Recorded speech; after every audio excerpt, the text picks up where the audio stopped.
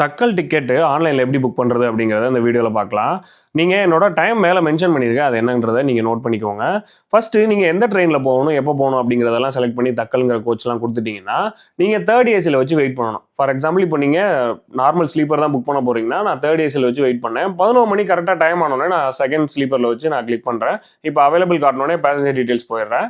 இப்போ பேசஞ்சர் டீட்டெயில்ஸ்ல உங்களுக்கு யாரோட டீட்டெயில் வேணுமோ அவங்கள மட்டும் ஜஸ்ட் செலக்ட் பண்ணிக்கோங்க.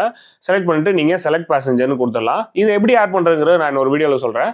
இப்போ ஃபுல்லா கீழே ஸ்க்ரோல் டவுன் பண்ணியிருந்தீங்கன்னா பே த்ரூ பீம் யூபிஐன்னு இருக்கும். அதை நீங்க செலக்ட் பண்ணிக்கணும். ஏன்னா யூபிஐ தான் கொஞ்சம் ஃபாஸ்டா இருக்கும். ஸோ அந்த பேமெண்ட் மெத்தடை செலக்ட் பண்ணிக்கோங்க.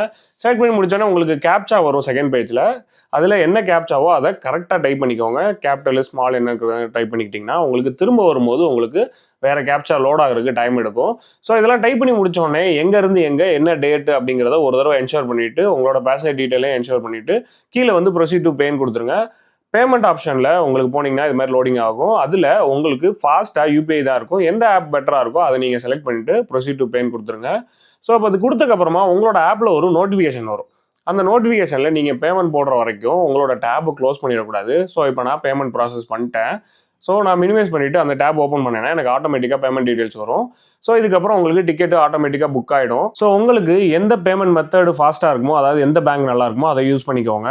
என்னோட மொபைலோட டைமிங் வந்து நான் வீடியோ ஃபாஸ்ட்டாக எடிட் பண்ணனால இந்த டைமிங் வந்திருக்கு. பட் எனக்கு இது புக் ஆகிறதுக்கு 5 மினிட்ஸ் கிட்ட எடுத்துச்சு. நீங்கள் மேலே இருக்க டைமை நோட் பண்ணிக்கோங்க.